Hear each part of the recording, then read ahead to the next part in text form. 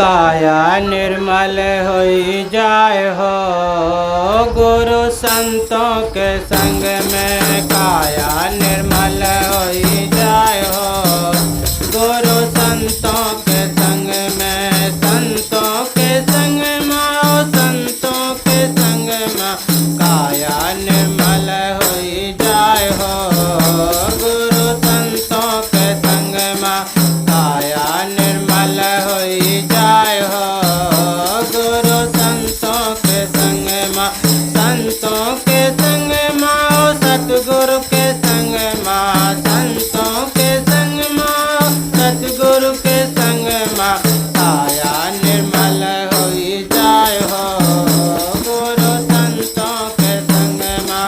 काया निर्मल होई जाए हो गुरु संतों के संग में। संतों के संग में पारस मणि है। संतों के संग में पारस मणि है। पारस मणि है, ओ पारस मणि है। संतों के संग में पारस मणि है। लोहा कंचन होई जाए हो गुरु संतों के संग में। लोहा कंचन होई जाए हो गुरु संतों के संग में। काया निर्मल होई जाए हो गुरु संतों के संग में। संतों के संग में मान सरोवर। संतों के संग में मान सरोवर। मान सरोवर, ओ मान सरोवर। संतों के संग में मान सरोवर। कागज हंस होई जाए हो गुरु संतों के संग में। कागज हंस होई जाए हो गुरु संतों के संग में। काया निर्मल होई जाए हो गुरु संतों के संग में। संतों के संग में भाई, संतों के संग में। संतों के संग में, संतों के संग में काया निर्मल होई जाए हो गुरु संतों के संग में। काया निर्मल होई जाए हो गुरु संतों के संग में। संतों के संग में कल्प वृक्ष है। संतों के संग में कल्प वृक्ष है। मन वांछित फल पाए हो गुरु संतों के संग में। मन वांछित फल पाए हो गुरु संतों के संग में। काया निर्मल होई जाए हो गुरु संतों के संग में। संतों के संग में, संतों के संग में काया निर्मल होई जाए हो गुरु संतों के संग में। काया निर्मल होई जाए हो गुरु संतों के संग में। संतों के संग की महिमा है भारी। संतों के संग की महिमा है भारी। महिमा है भारी, ओ महिमा है भारी। संतों के संग की महिमा है भारी। मूर्ख से ज्ञानी होई जाए हो गुरु संतों के संग में। मूर्ख से ज्ञानी होई जाए हो गुरु संतों के संग में। काया निर्मल होई जाए हो गुरु संतों के संग में। संतों के संग में, संतों के संग में काया निर्मल होई जाए हो गुरु संतों के संग में। काय कबीर सुनो भाई साधो। काय कबीर सुनो भाई साधो। सुनो भाई साधो, सुनो भाई साधो। काय कबीर सुनो भाई साधो। जीवन सुफल होई जाए हो गुरु संतों के संग में। जीवन सुफल होई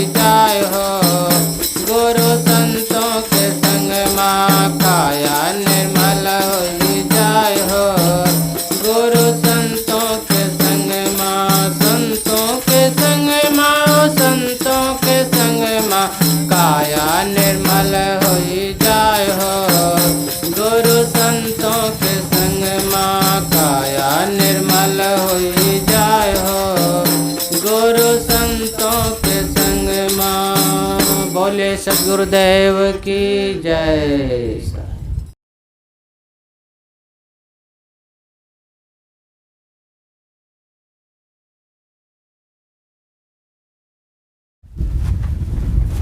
परम पूज्य श्री साहेब जी,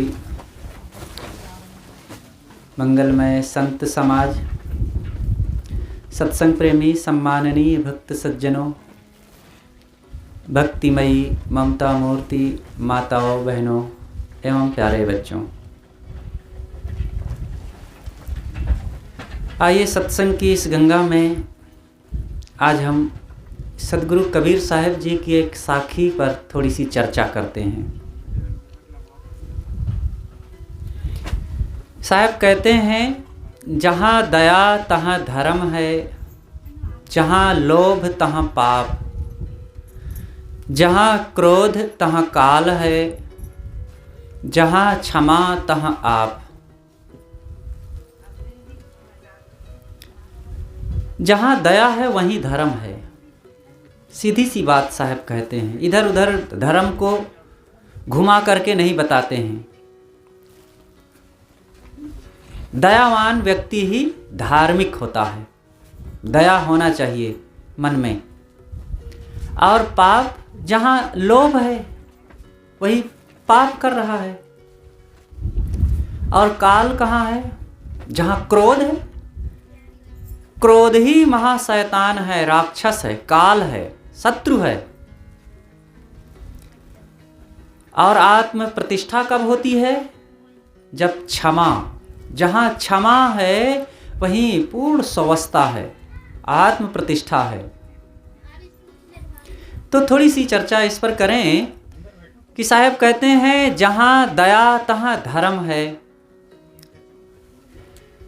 धर्म को अलग से कहीं लाने की जरूरत नहीं है, बस हम दयावान बने। धर्म मैंने कल चर्चा किया था कि बाहर मंदिर मस्जिद में, तीर्थों में, गिरजाघर गुरुद्वारों में, वहाँ धर्म नहीं है। एक बार हमारे गुरुदेव जी दक्षिण भारत गए थे। एक व्यक्ति मिले, उन्होंने पूछा कि महाराज जी आप कहाँ से आए? गुरुदेव जी ने बताया, हम प्रयाग से आए हैं।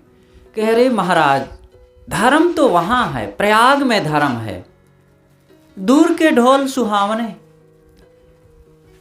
दूर के लोग मानते हैं कि धर्म प्रयाग में है, और प्रयाग वाले मानते हैं कि धर्म तो कन्याकुमारी में है, बद्रीनाथ में है, केदारनाथ में है। अपने आसपास तो शैतान सब रहते हैं, भगवान तो वहाँ रहता है। अपने आसपास जब तक भगवान को नहीं देखेंगे तब तक भगवान के दर्शन कभी नहीं होंगे। आसपास देखो भगवान को, दूर कहाँ भगवान है? जहाँ कह रहे हैं कि वहाँ भगवान है, वहाँ धर्म है, जा करके प्रयाग में पता लगा लीजिए। कितने जेब कतरे, कितने लुटेरे, कितने हत्यारे, कितने झूठे भरे हुए हैं। और सब जगह की बात है, कोई एक जगह में ऐसा नहीं है। प्रयाग में महाकुंभ मेला लगता है, साफ पूरे भारत से ही नहीं दुनिया से लोग दौड़े चले आते हैं। प्रयाग में धर्म है। और जाइए, सावधान न रहेंगे तो जेब कट जाएगी। अब आपका झोला झंडी भी लेकर के लोग चले जाएंगे। सन 2001 का समय था। सद्गुरु अभिलाष देव जी का कबीर सत्संग शिविर नाम से प्रयाग में कैंप लगा हुआ था। कुछ भक्त लोग इसी मध्य प्रदेश से, इसी क्षेत्र से गए थे, बहुत सुपरिचित थे। अभी हम उसी तरफ से आ रहे हैं। 5-6 लोग गंगा स्नान करने गए सुबह सुबह, और जब लौट करके आए तो देखे कि बस ठिठुरते हुए केवल एक चड्ढा पहन करके आए, कुछ भी उनके पास ना बचा। जो नहाने के लिए प्रवेश किए थे गंगा में, जो पहने थे कपड़ा, उतने रह गया। उनका 13,000 रुपया, घड़ी और जो भी सामान था, सारा कपड़ा, झोला, सब का सब चला गया, कुछ भी नहीं बचा। वहाँ धार्मिक लोग जाते हैं सब। तो ये बाहर धर्म नहीं है, हमारे हृदय में धर्म बसना चाहिए। दया राख धर्म को पाले, जग से रहे उदासी, अपना सा जीव सबको जाने, ताहि मिले अविनाशी। दयावान बने। दया नहीं है, प्राणियों को सता रहे हैं, जीवों को मार रहे हैं और खूब मंदिर में जा कर के फूल चढ़ा रहे हैं, घुटने टेक रहे हैं, भगवान का नाम, अल्लाह का नाम ले रहे हैं। कौन भगवान खुश होगा? जो चलता फिरता भगवान है उसको तो मार रहे हैं, उसको दुख दे रहे हैं, उसकी हत्या कर रहे हैं। और जो चल नहीं सकता, जो बोल नहीं सकता, जो कुछ कह नहीं सकता, जो देख सुन नहीं सकता, उसके सामने घुटने टेक रहे हैं।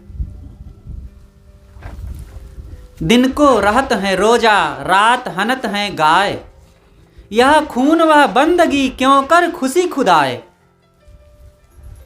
इस्लाम में दिन में रोजा रहा जाता है, पानी तक नहीं पिया जाता है, खाने की तो बात छोड़ो, और रात में मुर्गी मारेंगे, बकरी मारेंगे, गाय मारेंगे। साहब कहते हैं यह खून वह बंदगी, एक तरफ खून कत्ल कर रहे हो, हिंसा कर रहे हो, और दूसरी तरफ प्रार्थना कर रहे हो, कैसे खुदा खुश होगा? खुदा को खुश करना है तो खुदा के बंदों को खुश करो पहले।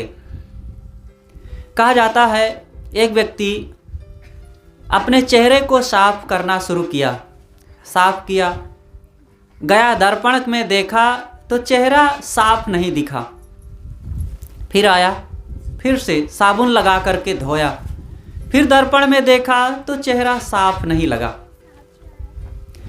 फिर ठीक से धोया, पोंछा, रगड़ा, तेल लगाया और जाकर के दर्पण में देखा, फिर भी चेहरा साफ ना आया। तब दर्पण में से आवाज आती है, अरे बंदे, तूने किसी रोते हुए के चेहरे से आंसू पोंछा है कि नहीं? जब तक तू किसी का आंसू नहीं पोंछेगा, दीन दुखियों का सहारा नहीं बनेगा, तब तक तेरे चेहरे में चमक नहीं आएगी, तेरा चेहरा कभी स्वच्छ नहीं हो सकता है। ये चाम के चेहरे को केवल स्वच्छ कर लेना पर्याप्त नहीं है। अगर स्वच्छ करना है तो अपने दिल को स्वच्छ करो, और दिल स्वच्छ होगा दया से, दयावान बने। इसलिए साहब कहते हैं अगर तुम धार्मिक बनना चाहते हो, सुखी होना चाहते हो, तो दयावान बनो। जीव मत मारो बापुरा, सबका एक है प्राण, हत्या कबहू न छूटी है, जो कोटिन सुनो पुराण। सदगुरु कबीर का एक एक वचन, एक एक विषय पर सैकड़ों सैकड़ों वचन हैं। कोई मनन करे, चिंतन करे, समझे, देखे, तो एक वचन ही जीवन को बदलने के लिए पर्याप्त होता है। एक घर में एक बुढ़िया माता रहती थी। शाम हो गई, अंधेरा छा रहा था। बुढ़िया माता ने अपनी बेटी को, छोटी सी बेटी थी, डांटते हुए कहा, अरे मूर्ख, अभी तक तूने दिया नहीं जलाया, अंधेरा हो गया। उसी रास्ते से एक कमिश्नर साहब जा रहे थे, रिटायर्ड हो गए थे वे, और जब बुढ़िया माता की आवाज़ सुने एकदम चौंक गए। उनको बिजली का करंट जैसे लगा। अरे शाम हो गया, अंधेरा छा रहा है, और मैंने अभी अपने अंदर ज्ञान का दीपक नहीं जलाया। देखो, समझने वाले के लिए एक शब्द काफ़ी होता है। उसने तो अपनी बेटी से कहा था कि यह दीपक नहीं जलाया, अंधेरा हो गया, और लेकिन समझने वाला ने कुछ और समझ करके अपने जीवन को बदल डाला। एक सज्जन, वे भी रिटायर्ड थे, बूढ़े थे, जा रहे थे, सड़क के बीचों बीच जा रहे थे। पीछे से एक ट्रक वाला आया और उसने अपनी ट्रक पर बैठे बैठे ही उस व्यक्ति से कहा, अरे भैया, ये बीचों बीच क्यों चल रहे हो, एक तरफ होकर के चलो। और इतनी बात सुनते ही वे सज्जन एकदम चौंक गए। मैं बीचों बीच चल रहा हूँ, जीवन के एक किनारे हो जाना चाहिए मुझे।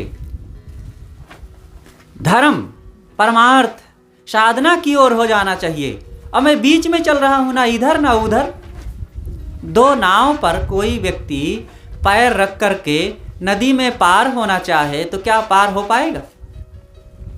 गिरेगा, डूबेगा। इसलिए एक तरफ होकर के चलें,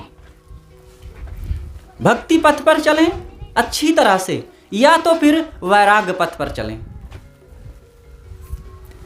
तो मैं कह रहा था सदगुरु कबीर साहब का वो वचन कि साहब कहते हैं कि धार्मिक बनो, और धार्मिक बनने के लिए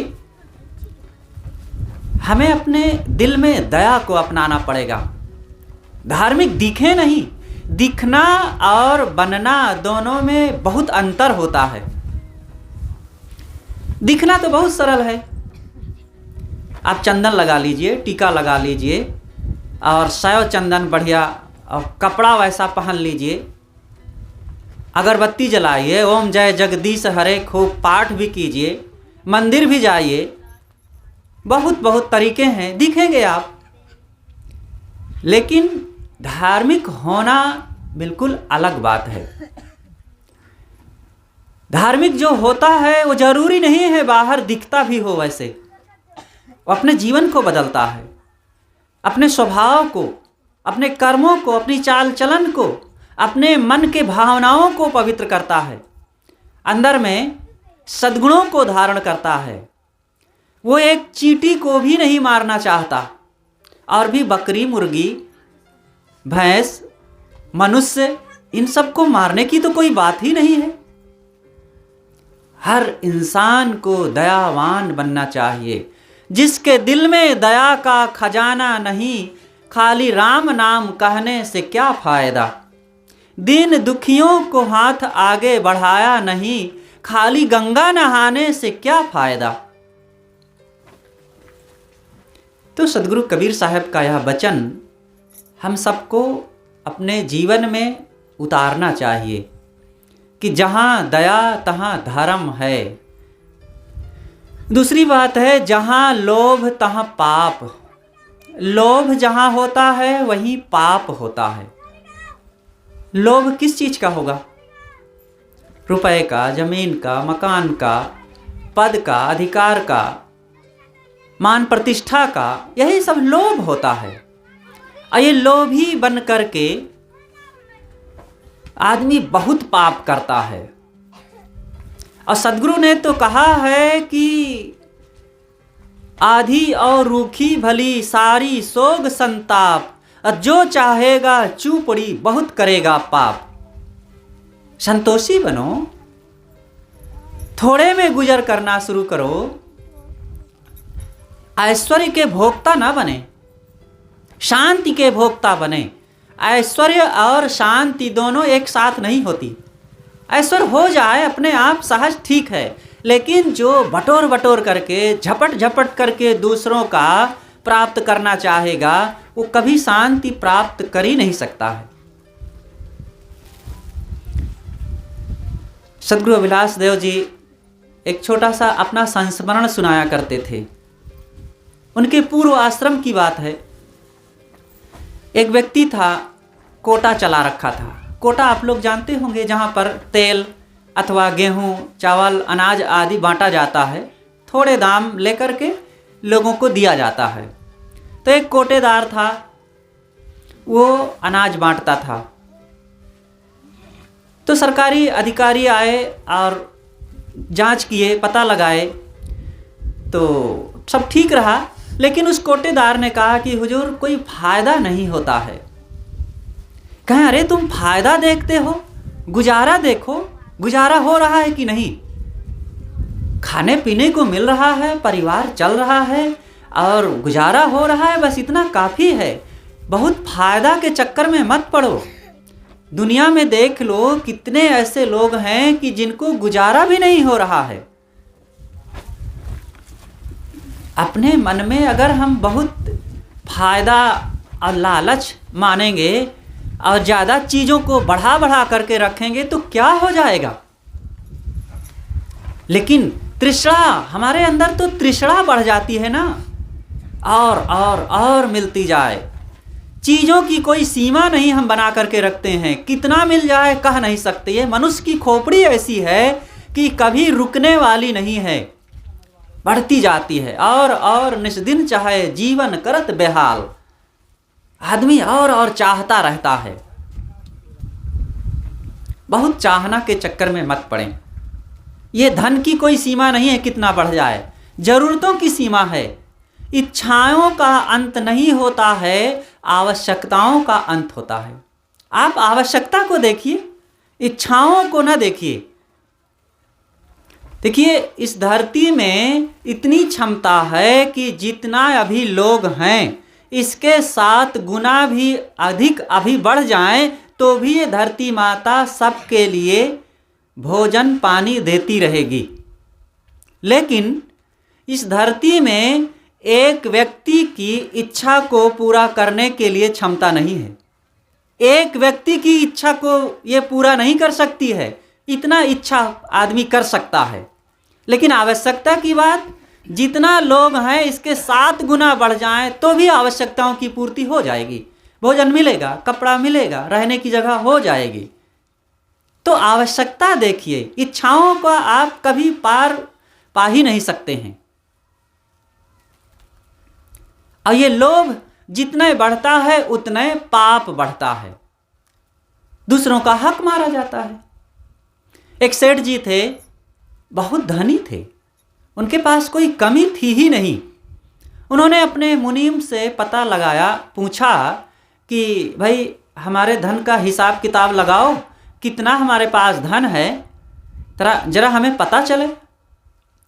तो 7 दिन का समय मांगा और सब हिसाब किताब कैलकुलेट करके उन्होंने बताया कि हुजूर आपके पास इतना धन है कि 35 पीढ़ी तक आगे कोई ना काम करे, आपकी संतान बैठे बैठे खा सकती है 35 पीढ़ी तक। सेठ इतना सुनते ही वो धड़ाम से नीचे गिर पड़ा, बेहोश हो गया।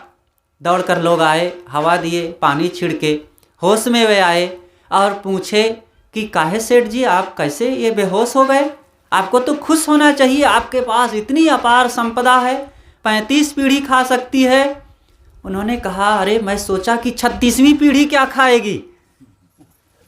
अब ऐसे लोग कभी सुखी हो सकते हैं? उनको लग रहा था कि जितना हमारी परंपरा आएगी सब लुंज पुंज होगी, सब बिना हाथ पैर के होंगे, लकवा लगे हुए। तभी तो बटोर बटोर के धर रहे थे ताकि वो बैठे बैठे खाएं, पैर टूटे हुए बैल की तरह। अरे भाई, जो आएंगे बाल बच्चे वो भी हाथ पैर वाले होंगे, वे भी मेहनत करेंगे और खाएंगे। इन कुत्तों को देखिए, सड़कों पर बेचारे घूमते रहते हैं, सड़कों पर गायें बैठी पागुर मारती रहेंगी और उनके पास कितना जमा रखा है। ये कुत्ते कितना जमा रख कर रखे हैं।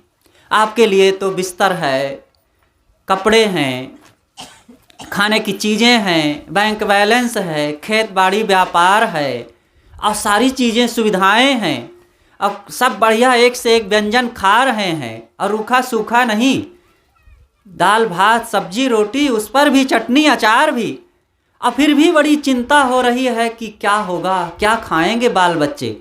इन कुत्तों को देखिए, ये बेचारे कुछ सोचते ही नहीं हैं, अब मस्त होकर के सोते रहते हैं सड़क के किनारे। अब आप बगल में जाएंगे तो आँख खोल कर देख भर लेंगे और फिर सो जाएंगे, मानो राजा साहब सो रहे हों, निश्चिंत होकर के। इनसे ज़रा सीखें कि क्या इनके जैसा हम भी निश्चिंत हो सकते हैं कि नहीं। उनके तो कुछ नहीं फिर भी निश्चिंत हैं, और हमारे इतना है फिर भी चिंता के मारे दबे जा रहे हैं। छोड़ो चिंता, सुख से सो, सुख से जागो, सुख से जियो, सुख से मरो। और ये तब होगा जब मन में संतोष आएगा। संतोष, गोधन गज धन बाज धन और रतन धन खान, जब आवे संतोष धन सब धन धूरी समान। संतोष धन सबसे बड़ा धन है। हाथी घोड़े गाय ये सब धन है, साहब कहते हैं संतोष रूपी धन जब मिल जाता है तो ये सब बाहर का रुपया पैसा, हाथी घोड़ा, धन दौलत, जमीन मकान सब धूल जैसे दिखने लगते हैं। तभी तो मस्त फकीर महापुरुष सदगुरु कबीर ने कहा है कि चाह गई चिंता मिटी मन हुआ बेपरवाह, जिनको कुछ नहीं चाहिए सोई शाहंशाह। आप भी बिना दिल्ली की गद्दी पाए, बिना भोपाल की गद्दी पाए भी शाहंशाह बन सकते हैं। ये बाहर के शाहंशाह, चाहे वो दिल्ली वाले हों चाहे भोपाल लखनऊ वाले हों, ये सही शाहंशाह नहीं है। इनके ऊपर तो कांटों की टोपी लगी है, कांटों का ताज जो रात दिन चुभ रहा है, न ठीक से सो पाते हैं और न चैन से रह पाते हैं। पार्टी की चिंता है, चुनाव की चिंता है, आगे कहीं फिर ना हार जाएं, जैसे तैसे कुछ भी छल छद्म करने के लिए तैयार हैं। बेचारे निश्चिंत कहाँ हैं? कैसी बादशाहत है? आप बादशाह बन सकते हैं, सच्चे बादशाह। कैसे? चिंता छोड़ दीजिए, अनावश्यक मन को दौड़ाना छोड़ दीजिए, बस सच्चे बादशाह बन जाएंगे। गुजर बसर होगा, सब होता रहेगा। तो साहब कहते हैं जहाँ लोभ तहाँ पाप, लोभ मत करो। उपनिषद चिंतक महापुरुष कहते हैं ईशावास्यम इदम यत्किन जगत्याम जगत तेन त्यक्तेन भुंजीथा मा गृद्ध कस्सिद्धनम।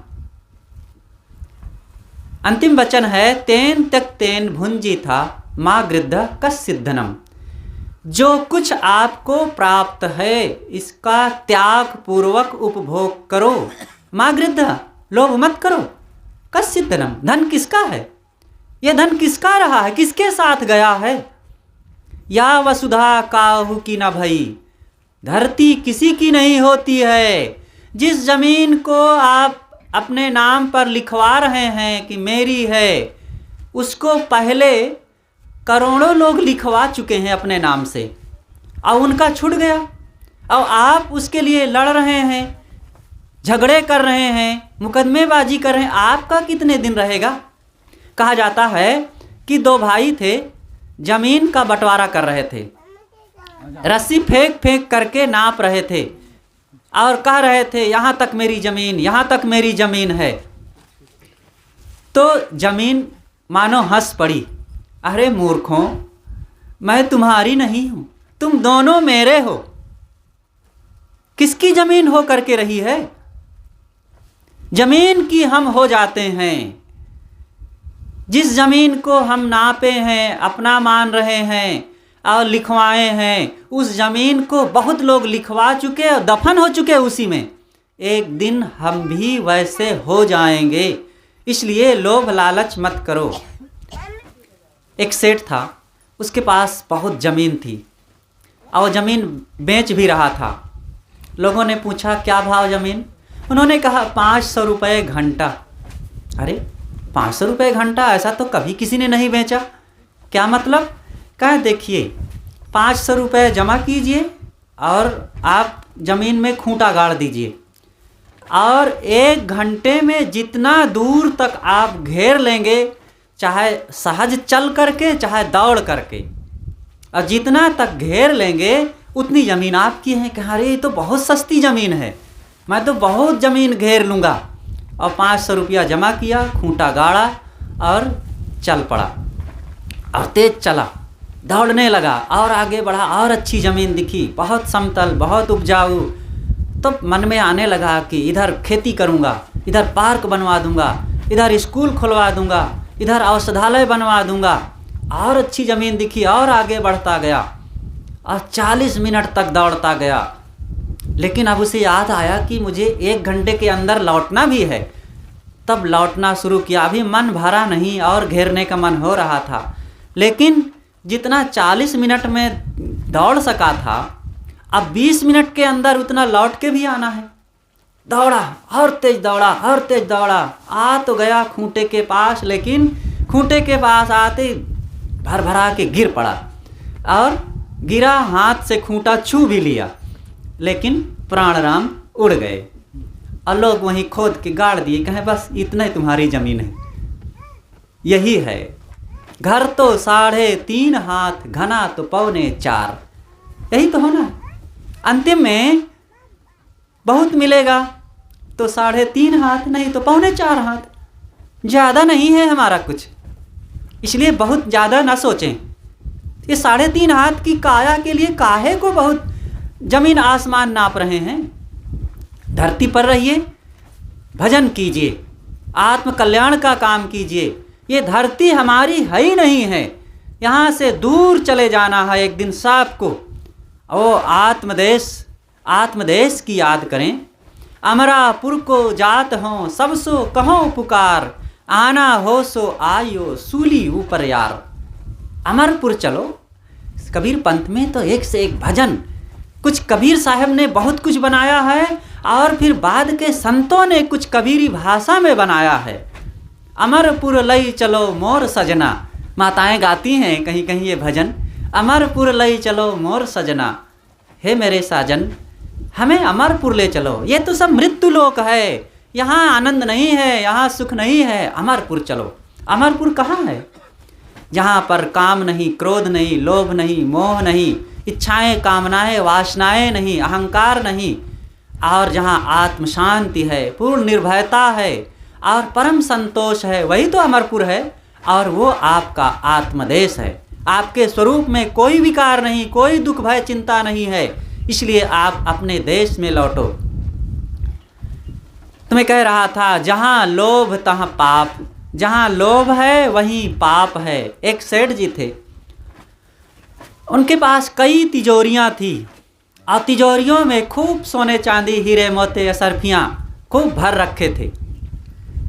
तो वे समय समय से कमरा खोल करके जा करके गिना करते थे। एक दिन की बात, कमरे में गए और बंद कर लिए और अंदर से कुंडी लगाना भूल गए। अब तिजोरी खोल करके उसी में घुस कर बैठ करके असरफियाँ गिना करते थे। और अचानक उनका नौकर अंदर आ गया और सोचा कि ये जान न जाए कि इतनी इनके पास मोहरें हैं, असरफियाँ हैं। तो खट से वो तिजोरी में बैठे बैठे अंदर बंद कर लिए। अब अपना अंदर हो गए। और वो दरवाज़ा, उसका जो दरवाज़ा था खट का, ऑटोमेटिक बंद हो गया। अब बंद हो गया तो अंदर बंद। अब 10-20 मिनट तक तो सोचे कि कोई जान न जाए कि अंदर ही घुसे हैं और इतना इनके पास धन है, कोई जान न जाए। लेकिन जब घुटन होने लगी तब चिल्लाए, कौन सुनने वाला है? कोई नहीं सुना और उसी में मर करके सड़ गए।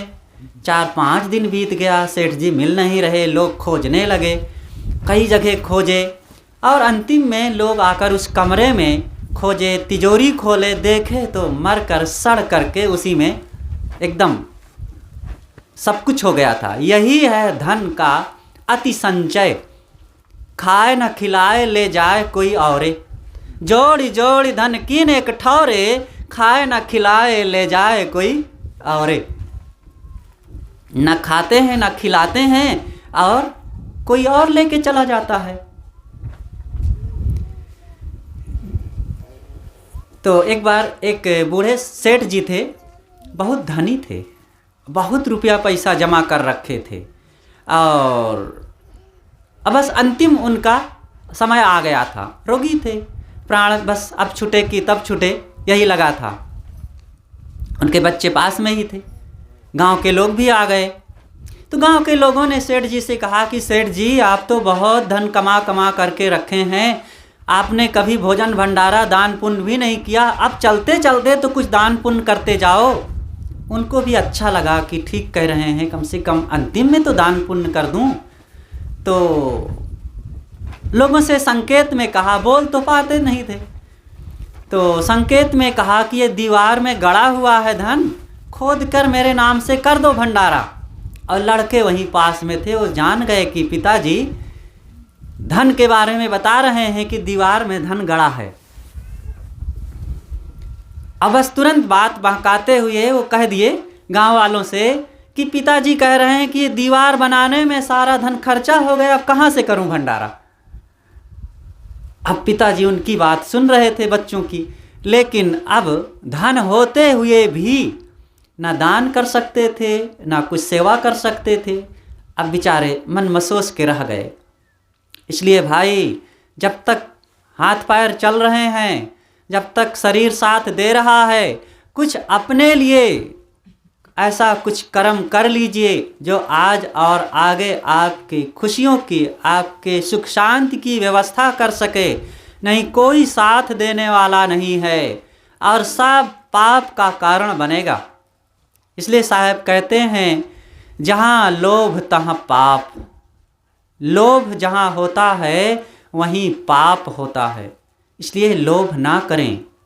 ये चीज़ें बटोरने से बहुत क्या होगा? सेवा में लगाओ। जो कुछ है परिवार और समाज के लिए है। वेदव्यास जी, महाभारतकार कहा जाता है, वेदव्यास जी उसका संपादन किए हैं, वेदों का और धर्मशास्त्रों का बहुत से। तो उन्होंने महाभारत में कहा है, संस्कृत का वचन है, मैं उसको हिंदी में कहता हूँ, कि उन्होंने कहा कि अपने पेट भरने के अलावा जो ज़्यादा धन बटोर करके रखता है वो चोर है, उसको दंड मिलना चाहिए। बहुत कठोर वचन कहा है। इतना तो सदगुरु कबीर ने नहीं कठोर कहा है, साहब ने तो बड़ी सरलता से कहा, साईं इतना दीजिए जामे कुटुंब समाए, मैं भी भूखा ना रहूं साधु न भूखा जाए। साहब बड़ी व्यवहारिक दृष्टि अपना करके कहते हैं कि धन इतना होना चाहिए कि कुटुंब का पोषण हो सके, हम भी खा सकें, और अतिथि मेहमान संत गुरुजन आ जाएं तो उनको भी हम खिला सकें। इतना धन होना चाहिए। इसमें कटौती ना हो तो अच्छा है, और ये होगा, इसमें कमी नहीं होगी। आप मेहनत करते रहेंगे तो होता रहेगा, और ये खुश हो करके इतना करते रहिए। और इतना करने के बाद फिर भक्ति भजन सेवा परमार्थ में अपने समय और शक्ति को लगाइए। तो साहब कहते हैं कि जहाँ लोभ तहाँ पाप। लोभ ना करो, नहीं तो पाप हो जाएगा, और पाप हमारे दुखों का कारण बनता है, और दुख कोई चाहता नहीं है। सुख की व्यवस्था करिए, और सुख है सेवा, उदारता, त्याग। अंतिम में जब छोड़ ही देना है सब कुछ, तो पहले से छोड़ने का अभ्यास रखें। त्याग करन है सबन को बचत न कोई दिखाए, चाहे तजो दुख भोग के और चाहे प्रथम हटाए। ये तो होना है, सबको त्यागना है। देखते हैं आप लोगों के यहाँ भी परंपरा होगी, जब शरीर छूटता है तो सारे कपड़े उतार लिए जाते हैं, अंतिम में लंगोटी पहना दिया जाता है और कफन ओढ़ा दिया जाता है, तो साधु बना दिया जाता है। साधु लोग देखो, हम लोग क्या है, ये कफन पहने हैं और कौपीन लंगोटी है। तो जो मुर्दों को करते हैं हम लोगों को पहले वही है, तो जो हम लोग पहने हैं वही मुर्दे को अंतिम में पहनाते हैं। अंतिम में पहनाने से क्या होगा? अरे वही पहले से करो। अरे कपड़ा बदलने की जरूरत नहीं, मन को ऐसे बनाओ, मन को साधु बनाओ। तो जो मन को साधु बनाता है वो सच्चे अर्थों में सुखी होता है। त्याग करें, त्याग करने में सुख है। और त्याग करने का मतलब घर धन बाल बच्चों का त्याग नहीं, अहंकार मोह आसक्ति का त्याग करें। यहीं पर योग वासिष्ठ, हमारे धर्मशास्त्रों में एक योग वासिष्ठ बहुत बढ़िया ग्रंथ है। उसी में राजा शिखध्वज और चुड़ाला की कहानी आती है। एक राजा थे, उसका नाम था शिखध्वज, उनकी पत्नी थी चुड़ाला। तो चुड़ाला जो थी बड़ी धर्मपरायणा थी, वो संयम नियम से रहती थी, संत गुरुजनों की सेवा करती थी और सत्य का पालन करती थी। अपने जीवन में सदाचार का पूरा पालन करती थी। अपने पति से भी बार बार कहती, पति बड़ा रजोगुणी था, संसारी बुद्धि थी, लेकिन बार बार वो पति को कहती कि आप भी परमार्थ में लगो, सत्संग में जाया करो, संतों की सेवा करो, कुछ दान पुण्य भी करो। लेकिन वो नज़रअंदाज कर देता था, वो ध्यान नहीं देता था। यही कहते कहते चुड़ाला को करीब 25-30 साल बीत गए। राजा शिखध्वज ध्यान नहीं दिया। अंततः फिर उन्होंने सोचा कि ये नारी हो करके मुझे बार बार शिक्षा देती है, उपदेश देती है, मैं कैसा व्यक्ति हूँ, ध्यान नहीं देता। तो सब त्याग करके जंगल चले गए और जंगल में फल फूल खाने लगे और झोपड़ी बना करके रहने लगे। साल भर बीत गए। चुड़ाला एक ब्राह्मण का वेश बना करके जाती है और अपरिचित बन करके, पहचान नहीं पाया शिखध्वज, और पूछती है, राजन शांति मिली? तो कहते हैं, नहीं देव, शांति नहीं मिली। तब वो चुड़ाला कहती है, त्याग करो। बस इतने कह करके लौट आती है। एक देवता का वेश बना करके गई थी। तो साल भर फिर बीत गए। इधर ये सोचता है कि क्या त्याग करूं, मैंने घर त्याग दिया, राज त्यागा, परिवार त्यागा, यहाँ जंगल में आकर के फल फूल खा करके काम चलाता हूँ।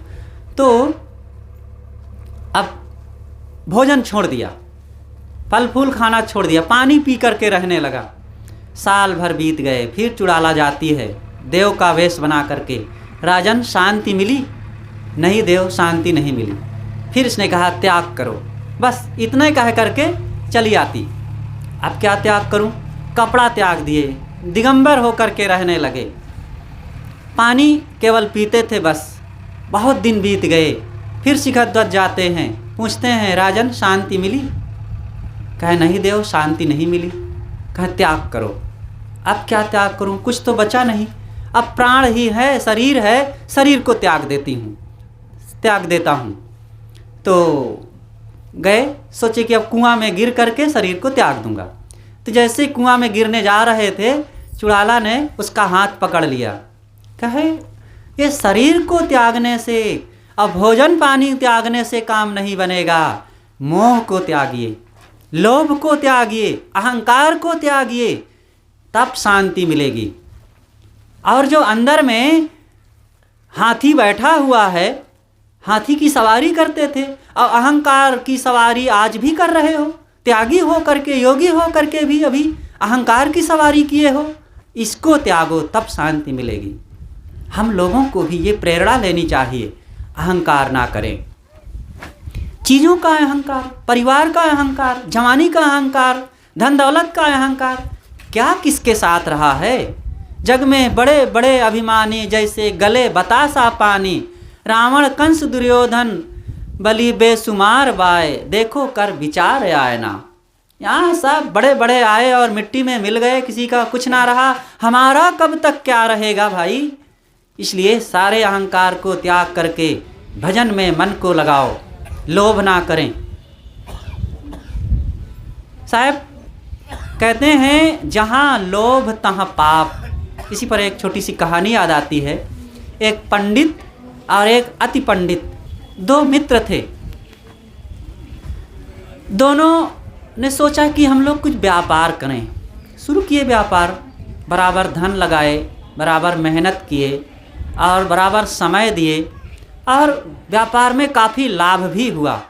धन का बंटवारा करने का समय आया तो अति पंडित ने कहा कि जितना तुमको मिलेगा उससे डबल मुझको मिलना चाहिए। अब यहीं पर देखो अन्याय होने लगा। अति पंडित ने कहा पंडित से कि तुमसे डबल मुझको मिलना चाहिए। क्यों? मैं अति पंडित हूँ, मुझे ज़्यादा मिलना चाहिए। भाई, जब हम लोग बराबर मेहनत, बराबर धन लगाए, बराबर समय भी दिए, तो बराबर मिलना चाहिए धन। कहे ना, ऐसा नहीं चलेगा, मुझे डबल मिलना है। झगड़ा हो गया। अंतिम में अति पंडित ने कहा कि न्याय करवा लेते हैं, हम लोग झगड़े ना। तो न्याय कौन करेगा? गांव के बाहर एक जो वट वृक्ष है, वट वृक्ष की पूजा करते हैं, वहाँ देवता रहता है, तो चल करके उसी देवता से न्याय करवाते हैं। तो ठीक है भाई, चलो। कब होना चाहिए? कल शाम को 4 बजे। तो दूर दूर से कई गांवों से लोग इकट्ठे हुए कि चलो भाई, वहाँ न्याय होगा, वट वृक्ष का देवता न्याय करेगा। कैसे न्याय करेगा, चलो देखते हैं। भीड़ आ गई। जब सब लोग इकट्ठे हो गए तब शांत सब लोग खड़े हुए। तो अति पंडित खड़ा हुआ और कहता है कि हे वट वृक्ष के देवता, हम दोनों मित्र हैं, पंडित और मैं अति पंडित। हम लोगों ने व्यापार शुरू किया, बराबर धन लगाए, बराबर मेहनत किए और बराबर समय भी दिए, खूब फायदा भी हुआ। और अब धन का बंटवारा होना चाहिए। कैसा बंटवारा होना चाहिए, आप ही बताइए। तो एक क्षण सन्नाटा रहा। फिर वट वृक्ष से आवाज़ आती है, सज्जनों एवं देवियों, तुम लोगों ने बराबर धन लगाया, अच्छा व्यापार किए, मेहनत भी किए, बराबर समय भी दिए, लेकिन धन का लाभ जो हुआ उसमें पंडित को जितना मिले उससे डबल अति पंडित को मिलना चाहिए। इतना सुनते ही सब तरफ से आश्चर्य और जय जयकार होने लगी। अरे वट वृक्ष का देवता ने न्याय कर दिया। तो पंडित ने कहा कि ठीक है, मुझे स्वीकार है, जब देवता ही ऐसा कहता है तो मुझे स्वीकार है, लेकिन मैं इसका समाधान कर देना चाहता हूँ कि आज के बाद और किसी के साथ ऐसा अन्याय ना होने पावे। आसपास से घास बटोर करके लाया, सूखी घास, और वट वृक्ष के खोड़ल में भर दिया और आग लगाने ही जा रहा था कि अति पंडित का बूढ़ा बाप घास को हटाते हुए उसके खोड़ल से बाहर निकल आया। और देखते ही सबको अब पता लगने में देरी ना रही कि ये अति पंडित की चाल क्या थी। अपने बूढ़े बाप को सिखा समझा करके उसमें घुसा के बैठा रखा था कि मेरे पक्ष में न्याय कर देना। ये है लोभ। और लोभ करने वाले क्या पाप कर सकते हैं, कुछ कहा नहीं जा सकता। इसलिए साहब कहते हैं, जहाँ लोभ तहाँ पाप है, जहाँ क्रोध तहाँ काल है, जहाँ क्षमा तहाँ आप। क्रोध ना करें, क्रोध काल का रूप है। आदमी क्रोध कर करके न जाने क्या क्या कुकर्म करता है। अपने भाई बंधु को, अपने माता पिता को, अपने मित्रों में, अपने पति पत्नी में, अपने गुरुजनों में थोड़ा सा क्रोध को ना संभाल पाया और ऐसे भड़बड़ा करके व्यवहार कर देता है कि वर्षों का प्रेम टूट जाता है। क्या मिला? दुख हुआ, परेशानियां हुई और बहुत कुछ हानि हो गई और अकेले हो गए हम। इसलिए क्रोध को संभालिए। क्रोध राक्षस है। क्रोध आपकी शक्ति को नष्ट कर देता है, खून खौला देता है, आपको रोगी बना देता है। हमने अपने जीवन में दो लोगों को देखा, एक स्त्री थी, एक पुरुष था, कि जो बात बात में क्रोध करते थे। उधर से कोई व्यक्ति गुजरता तो वह भी घबरा जाता था कि पता नहीं किस बात को लेकर के ये गाली देने लगें और क्रोध कर बैठे, और दोनों को देखे कि जीवन भर वे रोगी रहे। और क्रोध करने से स्किन का रोग होता है, त्वचा रोग ज़्यादा कारण है इसका। जब क्रोध करेंगे तो आपका खून खौलेगा। लोग कहते हैं ना, खून खौल जाता। अरे मेरे से ऐसी बात मत करो, नहीं तो मेरा खून खौल जाता है। तो खौलने का मतलब क्या हुआ? सचमुच खौलता है, अंदर से पूरा टेम्परेचर डाउन हो जाता है। तभी तो व्यक्ति एकदम लाल लाल हो जाता है, आंखें भी लाल हो जाती है, चेहरा तमतमा जाता है और नाक फड़कने लगती है, ओंठ किटकिटाने, दांत किटकिटाने लगता है, और कहीं लाठी उठाया, डंडा उठाया, कहीं पैर से मारा। क्रोध में यही तो सब होता है ना। इसलिए क्रोध मत करो। क्रोध काल है, क्रोध आपका विनाश कर देता है। बचें, क्रोध से बचें। आपको आपके हाथ में, एक हाथ में पेट्रोल हो और एक हाथ में पानी हो, और कोई दूसरा व्यक्ति आवे और माचिस की तीली जला करके आपकी ओर फेंकना चाहे, तो आप पेट्रोल वाला हाथ आगे बढ़ाएंगे कि पानी वाला? पानी वाला ना। हाँ, सब लोग जानते हैं। और कहीं पेट्रोल वाला बढ़ा दिए तो जल जाएंगे। ऐसे ही आपके पास दो चीज़ें हैं, एक क्रोध का पेट्रोल है और एक प्रेम का पानी है। अब कोई दूसरा क्रोध करके, मानो आपके सामने माचिस जला करके फेंक रहा है तीली, तो आपको क्रोध रूपी पेट्रोल उधर फेंकना चाहिए कि प्रेम रूपी पानी? प्रेम का पानी फवारा दे दो, उसकी दियासलाई बुझ जाएगी। बस यही सुखी रहने का राज है, ये मंत्र है। अब ये तो होता रहेगा। कभी पति थोड़ा भड़बड़ा गया तो पत्नी शांत हो जाए, पानी बन जाओ। तो कहीं पत्नी थोड़ी सी लाल पीली हो गई तो पति भी शांत हो जाए। दिन भर बेचारी काम में लगी रहती है, थोड़ा सा कड़वा बोल दी, जोर से बोल दी तो पति शांत हो जाए। पिता ने डांट दिया तो पुत्र को सह लेना चाहिए। पुत्र कभी नहीं समझ पाया, नादानी कर बैठा, तो पिता शांत हो जाए, अपना बड़प्पन दिखा दे, बस ठीक हो जाएगा सब। लेकिन यही नहीं हो पाता। थोड़ा सा कोई कुछ कह दिया और हम सह नहीं पाए और बोल दिए, अब बस वहीं से बिगाड़ शुरू हो गया। थोड़ा थोड़ा करके बिगड़ता गया और फिर स्वार्थ बुद्धि पनपती गई, तनाव फैलता गया और घर टूट जाता है। 2 भाई थे, बड़े प्रेम से रहते थे।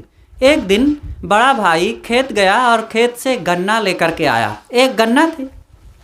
तो अब यहाँ पर बड़े भाई, छोटे भाई के लड़के और अपने लड़के दोनों खेल रहे थे। तो अब पापा जी गन्ना, ताऊ जी गन्ना, हम लेंगे हम लेंगे। तो अब दोनों बच्चों को गन्ना देना था, तो क्या किए, अब तोड़े गन्ना, एक गन्ना के 2 टुकड़े किए। और गन्ना नीचे वाला ज़्यादा मीठा होता है ना, और ऊपर वाला फीका होता है। तो दाहिने हाथ की ओर नीचे वाला गन्ना और बाएं हाथ की ओर ऊपर वाला गन्ना पड़ा। और दाहिने तरफ भतीजा पड़ रहा था, छोटे भाई का लड़का। सोचा कि मेरे बच्चे को मिलना चाहिए मीठा वाला गन्ना। अब ये इधर भतीजा खड़ा हुआ है, बाएं तरफ मेरा लड़का खड़ा है, तो हाथ को ऐसे कर दिया। तो अब बच्चों को क्या पता, अपनी अपनी तरफ का गन्ना ले लिए और चूसने लगे। और दूर से छोटा भाई देख रहा था, आया कुछ देर में, कहा भैया अब हम लोग बांट लेना चाहिए। कहें क्यों, क्या हुआ, कुछ स्त्रियों में झगड़ा हुआ क्या? कहें नहीं नहीं, झगड़ा उगड़ा कहीं नहीं हुआ, लेकिन अब बांट लेना चाहिए। कहें बताओ क्या बात है? कहें भैया जब आपको एक गन्ने में हेर फेर करना पड़ गया तो पता नहीं आप घर के मालिक हैं और कहाँ कहाँ कैसे कैसे धन जमीन और मकान में रुपए पैसे बैंक बैलेंस में पता नहीं कहाँ कहाँ हेर फेर करते होंगे, इसलिए अब बांट लेना चाहिए। देखो बच्चों में तो कुछ नहीं फर्क पड़ा ना, लेकिन आपके मन का थोड़ा सा स्वार्थ भाव सब व्यवहार को खराब कर दिया, इसलिए ऐसा ना करें। मैं कह रहा था क्रोध, स्वार्थ बुद्धि ये हमारे स्वभाव को, व्यवहार को, परिवार को बिगाड़ देता है। जहाँ क्षमा तहाँ आप, अंतिम वचन साहब कहते हैं, जहाँ क्षमा है वहीं आत्म शांति है, आत्म स्थिति है। आप अपने आप में स्वस रहते हैं। सर्वम परवशम दुखम सर्वम आत्मवशम सुखम, मनु स्मृत का ये वचन है। मनु जी कहते हैं कि परवस्था ही सब प्रकार का दुख है, आत्मस्वस्था ही सब प्रकार का सुख है। इसलिए स्वस बनो। और स्वस्थता कहाँ होती है? जहाँ क्षमा होता है, क्षमावान बने। कोई कुछ कह दिया, कोई कुछ हानि कर बैठा, क्षमा कर दो। काहे को भड़बड़ा गए, काहे को थोड़े में उबल गए और लड़ झगड़ गए, शांत रहें, क्षमावान बने। तो इस प्रकार से जब इन बातों को हम पालन करके जीवन में अपनाएंगे, हमारा जीवन अपने आप शांत, सुखी, सरल, मधुर हो जाएगा। तो सदगुरु कबीर का ये वचन बड़ा कल्याणकारी रहा और इन बातों को पालन करके हम अपने जीवन को सुखी खुशहाल बना करके सफल बनाएं। अपनी बातों को मैं यहीं पर विराम देता हूँ। परम पूज्य साहब जी से निवेदन करता हूँ कि अपने ज्ञान गंभीर विचारों से हम सबको लाभान्वित करने की कृपा करें। बोलिए सद्गुरुदेव की जय।